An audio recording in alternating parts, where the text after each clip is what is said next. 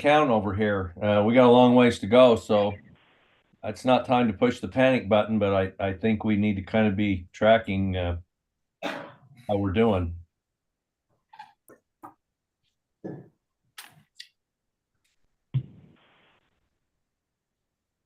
Yeah, 0 is not a very good start. Yeah.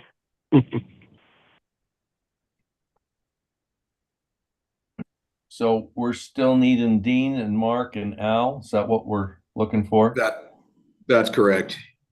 You do have a quorum, so you can take action, but we ought to wait another minute or two. Yeah, I'm fine waiting a couple of minutes here. Everybody needs to be privy to this. This is kind of a busy little session. We haven't ran our snow course yet because there's no snow. Yeah. Oh. Well, I think the Henry's Fork Basin went from like 139 or even 156% of average snowpack down to I don't even know what it is today. Probably in the low 40s. I think at sometime this week we're even going to go below average on water year numbers.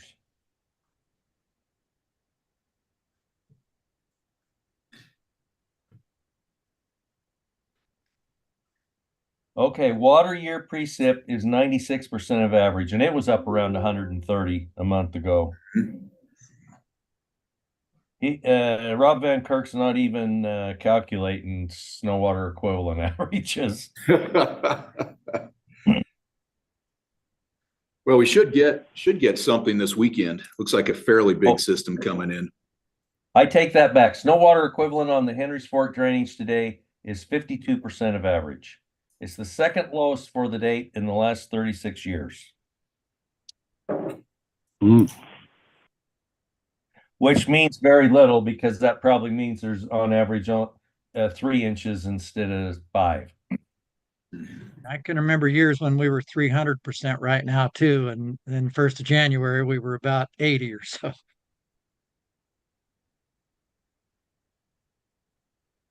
Okay, my count, we're still looking for Mark and Al. That's correct. Okay, we'll give it a couple more minutes.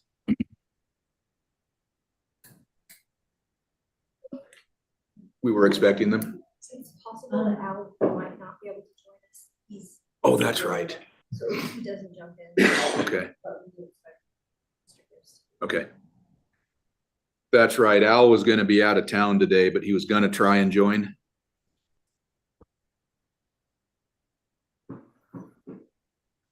Okay.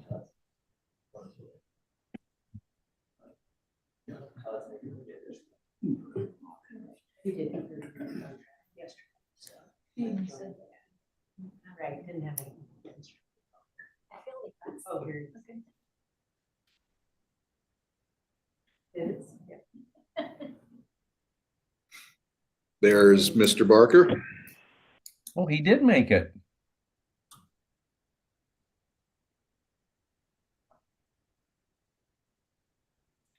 Hi, Al. How's your vacation going? It's 50 degrees here in lovely Tampa today. So I actually have to put on long sleeves. You're in Florida and you're still cold? That's bad news.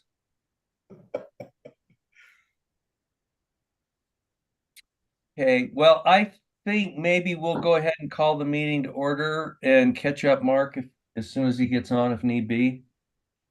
This is special board meeting number 9-23, originating at the Water Center and on Zoom for those of us participating remotely. The first order of business is roll call. Jennifer. Mr. Barker, Here. Ms. Cole-Hansen, Here. Mr. Gibbs, Mr. McMahon, Here. Mr. Olmstead, Here. Mr. Stevenson, Here. Mr. Van Stone, Here. and Chairman Raybould. Here. Okay, we have a quorum. The next item on the agenda is the Mountain Home Air Force Base Water Resilience Project Design Build Contract. How are we handling that, Brian? Okay, I'm going to turn it over to Mike Morrison, and he's going to walk us through that discussion item. Let's see, Mr. Chairman, members of the board, and Deputy Director. I'm going to share my screen now and provide a slideshow for you.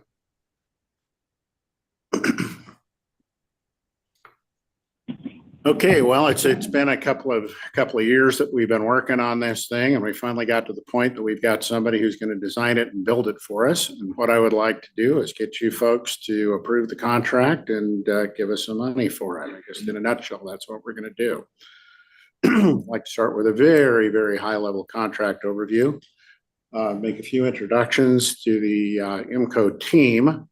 Talk about some proposed highlights of their proposals, some questions that have come up, a little bit about project cost, schedule, and then I'm going to request funding. Okay, so this is a fixed price design build contract. The fixed price that the MCO team has agreed to is $26,439,000. The design builder will be the MCO team.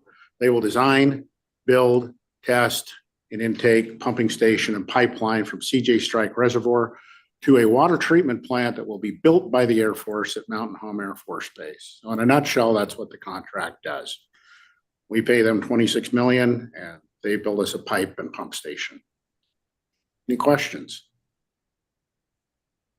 Don't worry, I've got more than this. Okay, I'd like to talk a little bit about the MCO team. I have been referring to it as the MCO team because that's quicker, but it's actually composed of MCO and Stantec. Stantec actually is going to design the system. Let's see, I've got Mr. Nick Smith from Stantec. He's helping to integrate the design with MCO. So Stantec is going to design the system. MCO will actually build it. And let's see, I've got a couple of other folks from MCO here. I've got Brett Himes, he's going to be the construction manager.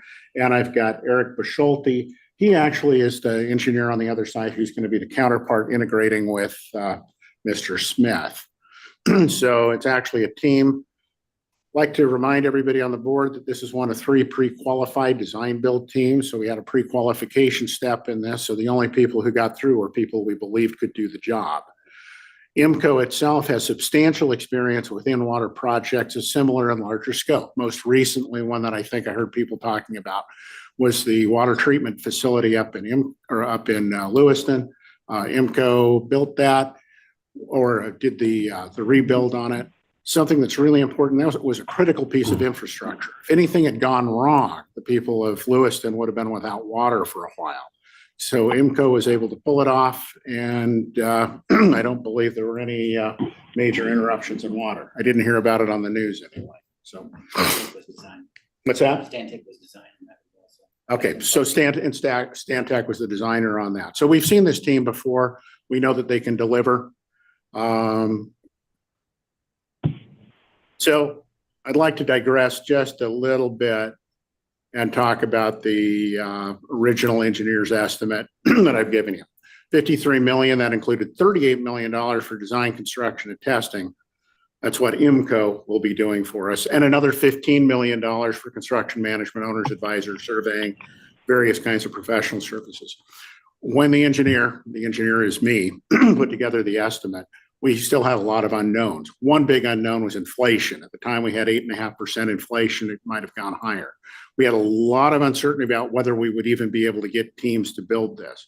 So I did build in a premium into that. It was an $8.9 million premium in addition to the $53 million. So you may have seen a $62 million figure.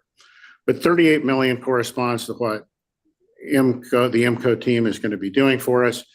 And when we saw MCO's bid for $26 million, it did raise some eyebrows. I think you're all aware of that. I know at least one member of the evaluation team who's on the board definitely raised some questions about it. At the time I put that together, like I say, it was kind of a worst case estimate. I assumed we'd had 14 miles of solid rock. I assumed that the Air Force was going to be using a much more complicated intake structure than they finally requested from us.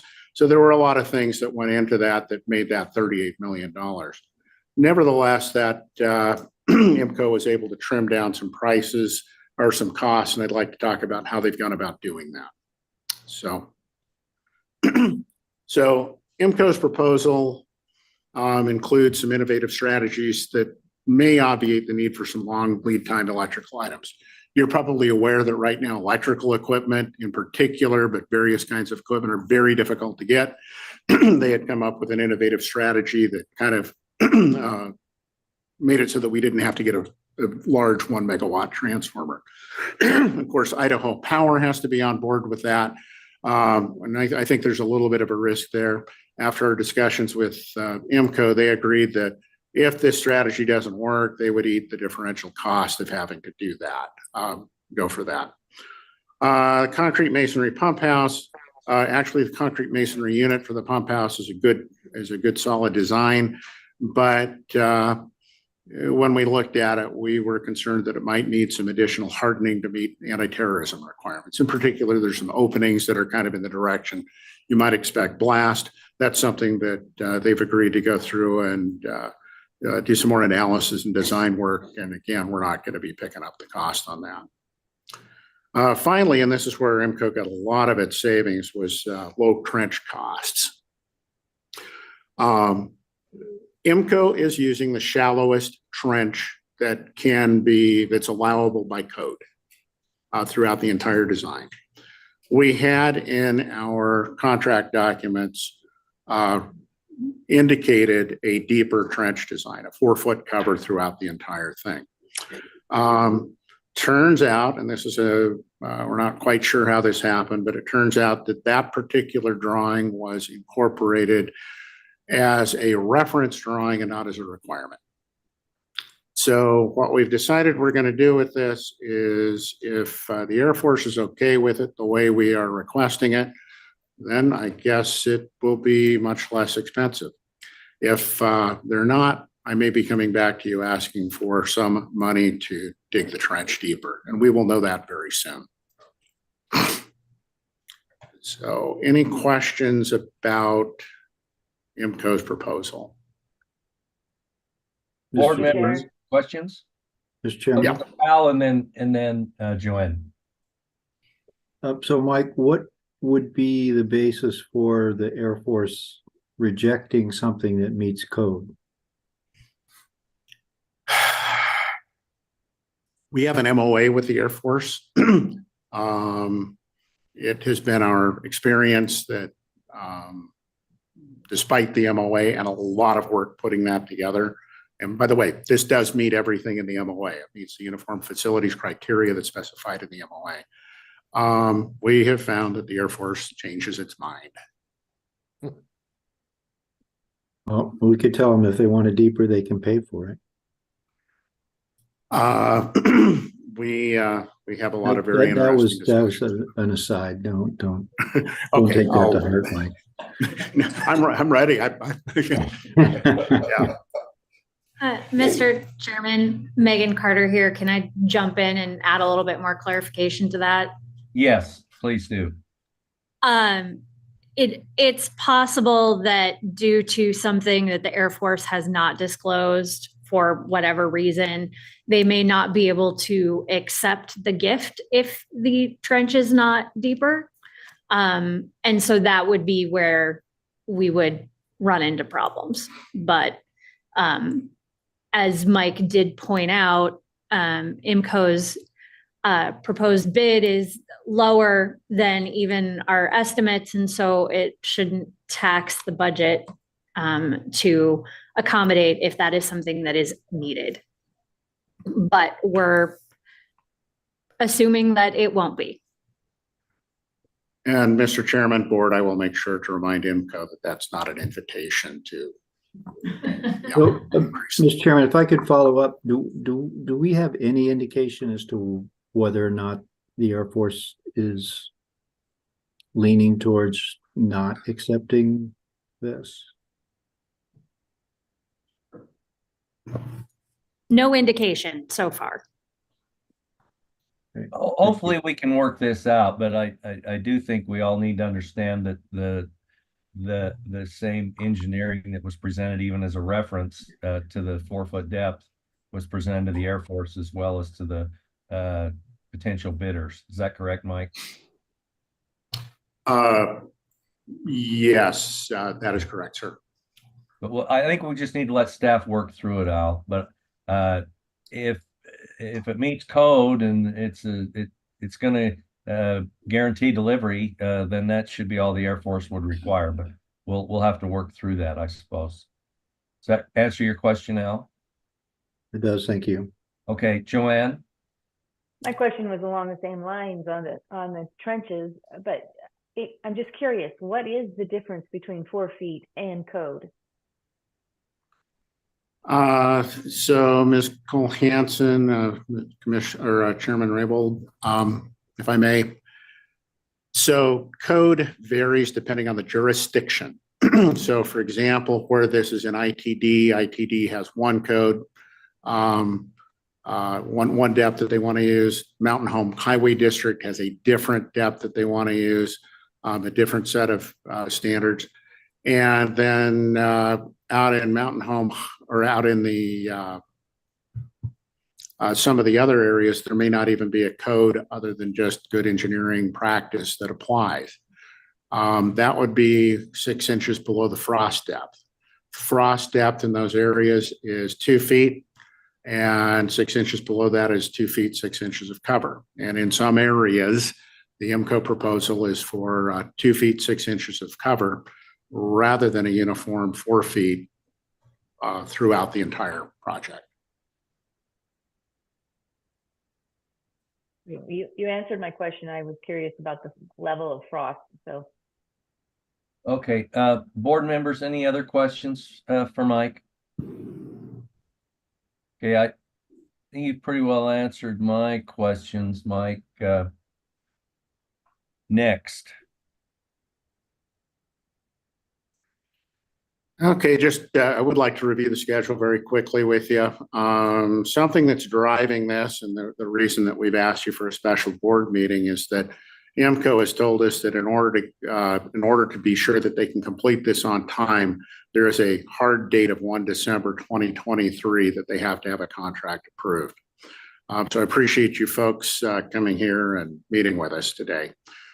This is very largely driven by this guy here, these birds that are out there. August 2024 is a window where they can begin work in the canyon, largely due to these birds that are out there. We attempted to get an easement from the birds, but we weren't able to do that. So we're going to have to work around this schedule. If they don't get started by August 2024, and they can't get the work done, they're going to have to wait an entire year. So they won't be able to get started until August 2025. And as you can see from the schedule down here, July 2025 is when we're scheduled to hand this thing off to the Air Force. So they're really constrained. There's other constraints that they've got on the schedule, but this is the kind of constraint they've got. They've got a very narrow window that they can work in the canyon. That would be to put together the pump station, the inlet, and the penstock that comes up out of the canyon. All fairly difficult work to do. And so they want to get in there right here and as soon as they can to get started with that. So that in large measure is what's driving this sense of urgency is our flying feathered friend here. So the board has already funded $5 million for this project. Most of that money has gone towards owner's advisor, getting some surveying done, some other things done, or it will be spent on that. We're requesting an additional $30 million.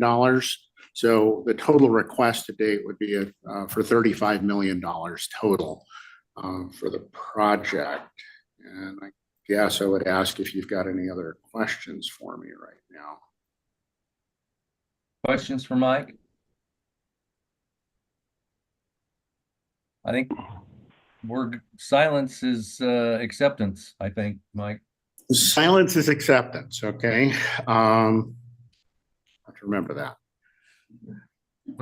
Okay, so let's see, we Or we're have, stunned, one or the other. yes, we've got a resolution here, as you figured.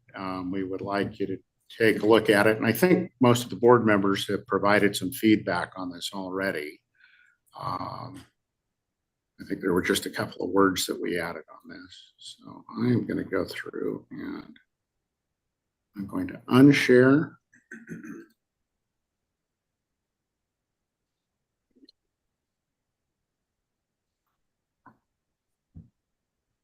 Okay, can everybody see the resolution?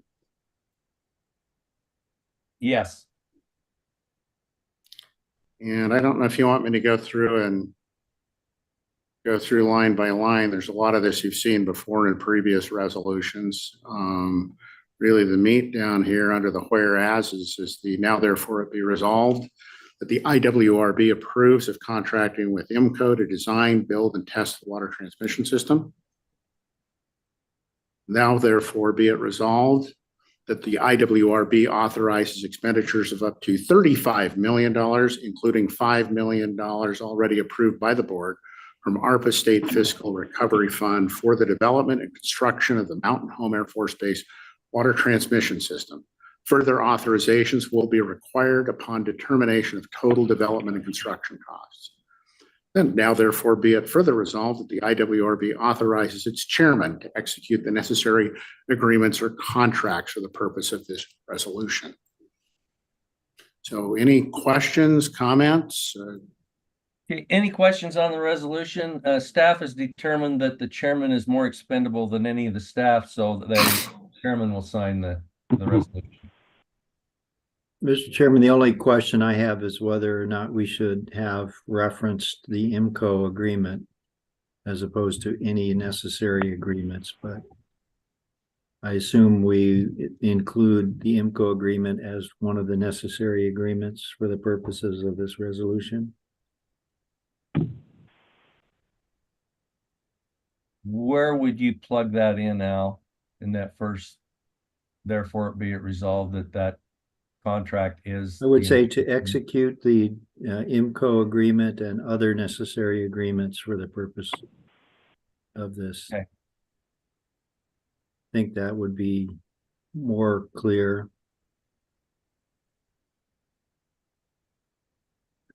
And while you're pondering that, I looked at the contract, Mike, and I have to confess I can't remember. MCO is the contracting party and Stantec is a subcontractor to MCO. Is that right? That is correct. Okay.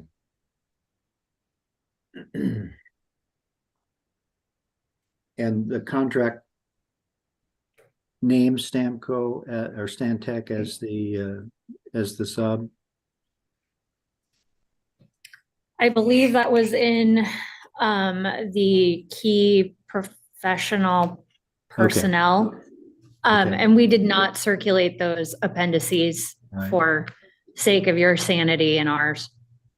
Well, I appreciate that. And then one other question, Megan.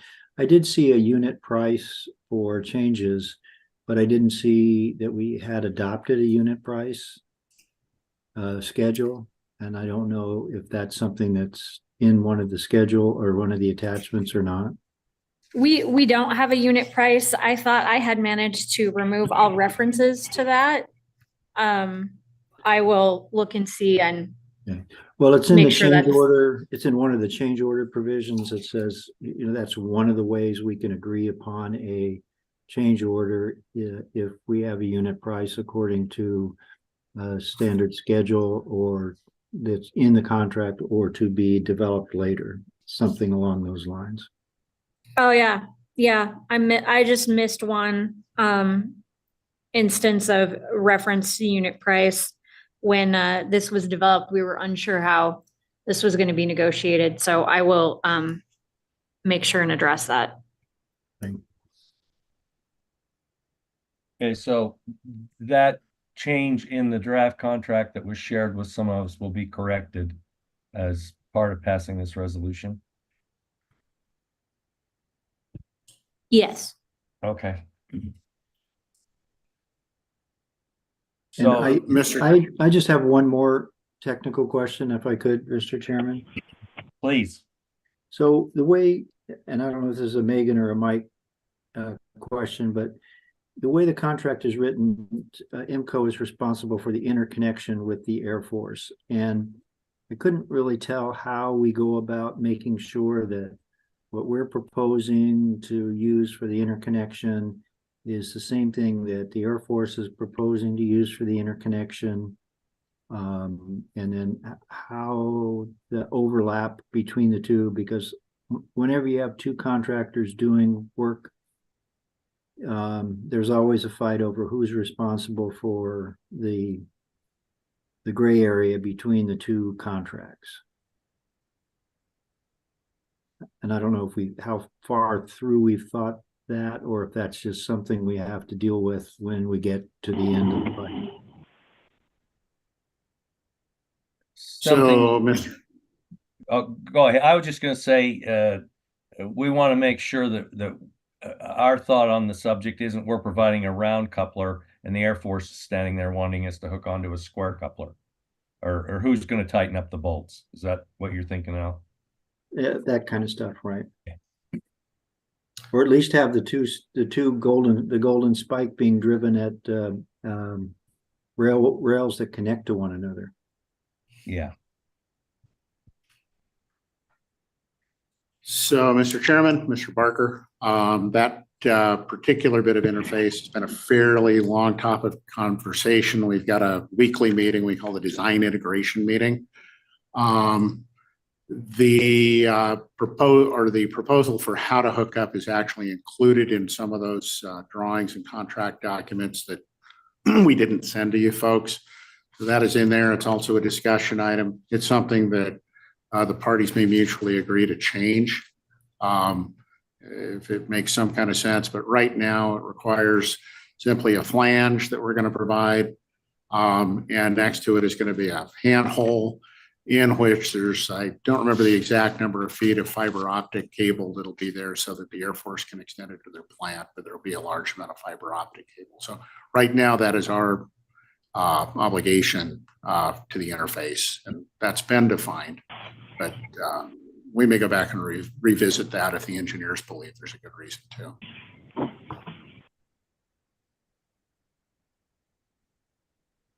Okay. Other questions on the resolution? Mr. Chairman, Mike, this is not really on the resolution, but when MCO, the timeline we had with MCO, that was all set prior to not being able to get the bird exemption. So when you said that there'll be no in canyon work until August of 24, is that different from what we were bid as far as, changing the time frame? Is that already a change order? Let's see, Mr. Chairman, Mr. Olmstead. This is the same thing that was in the documents that the selection committee saw. Okay, good. And so that means then, just so I'm clear, no work going up the canyon wall and no work on the pump station until after August of 24. That is currently correct, sir. Okay, thank you. Okay. Mr. Chairman, as an aside, would you like me to insert here on line 72 Yes. the MCO agreement and other necessary agreements? Okay. Yes.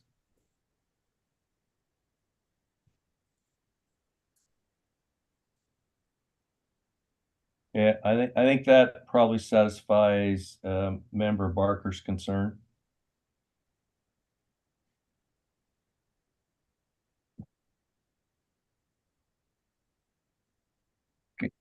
Can you hear me there in the conference room? Yes. Okay. All right. It just appeared that everybody froze on screen for a minute. Okay, Al, are you okay with line 72 now? Mr. Chairman, yes. And with that correction, I would move to adopt the resolution in front of us today with the realization that Megan's going to do a little tweaking to the MCO agreement before it's signed. Okay. Do I have a second to that motion? I'd second. Okay, it's been moved and seconded. Is there any further discussion on the resolution before we vote? Okay, seeing none, we will proceed to vote. This is definitely a roll call vote. Jennifer? Thank you. Mr. Barker, Aye. Ms. Cole-Hansen, Aye. Mr. Gibbs is absent. Mr. McMahon, Aye. Mr. Olmstead, Sorry. Mr. Aye. Olmstead. Thank Aye. you. I was muted. Mr. Stevenson, Aye. Mr. Van Stone, Aye. and Chairman Raybould. Aye. Okay, motion carries. We've approved the resolution and authorize the chairman to sign the contract, which the chairman will authorize staff to use my file signature for that signature so it can happen today. I assume our contracting partner is anxious to sign and begin design.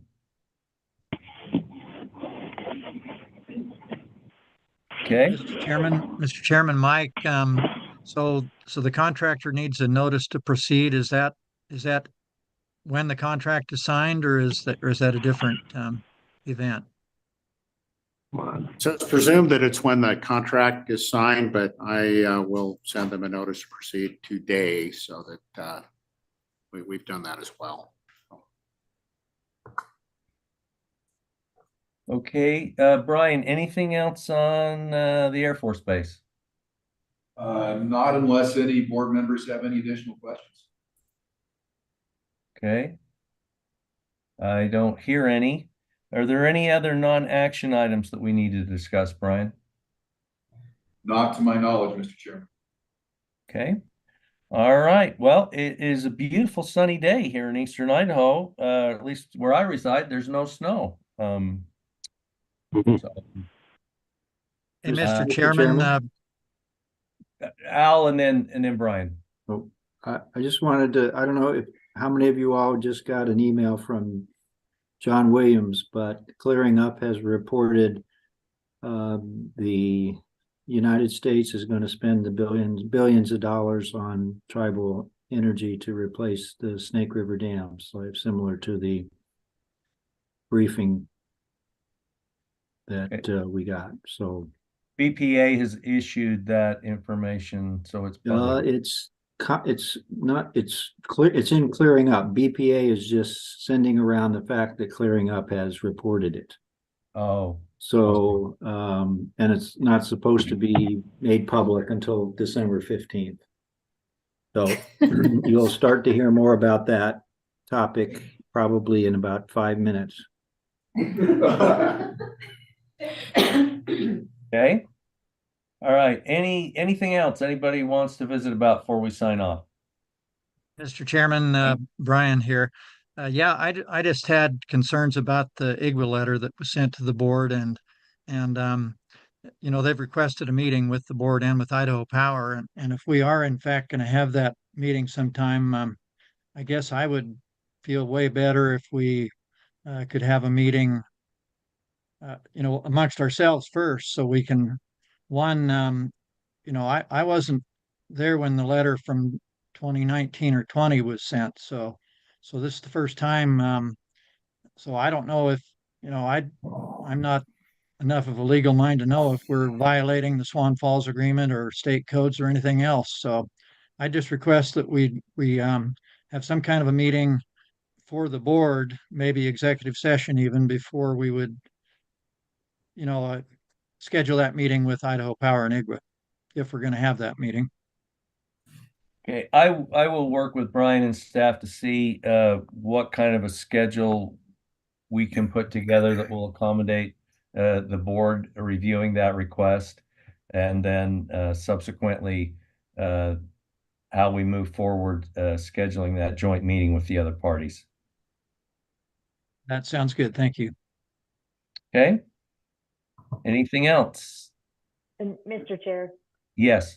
I would like to also, I know I've said this 100 times, but that water going over Milner is also the Lewiston Orchards recharge and the city of Lewiston's recharge into our canyon wall.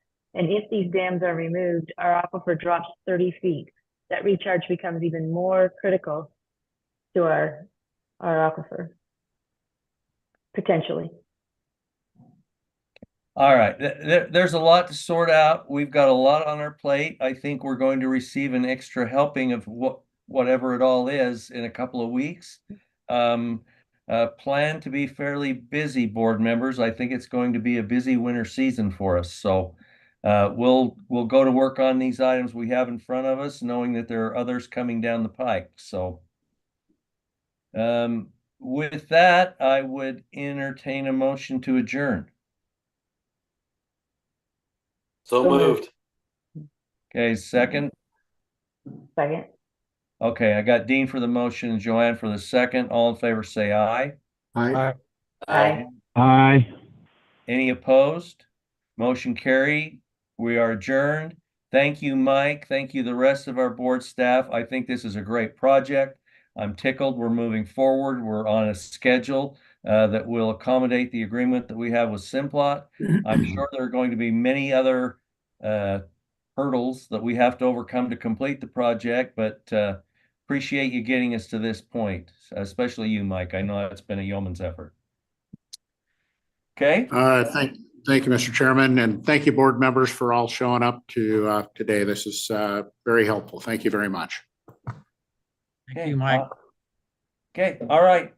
We'll see you next time.